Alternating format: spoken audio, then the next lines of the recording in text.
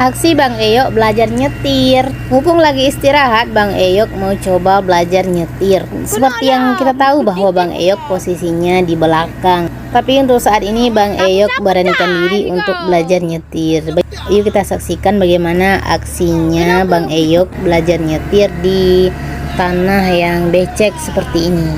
Untuk yang pertama kali Bang Eyok belajar nyetir tanpa mengaktifkan paketnya.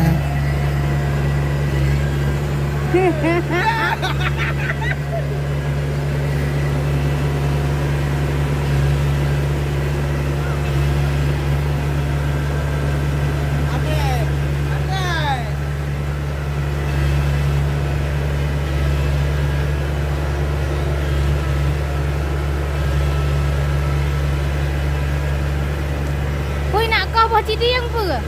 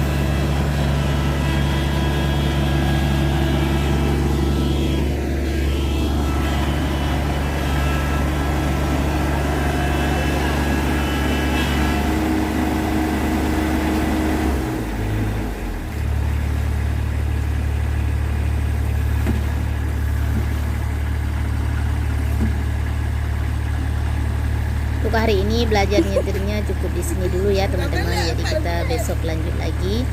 Cerita hari ini pun cukup di sini dulu. Assalamualaikum warahmatullahi wabarakatuh.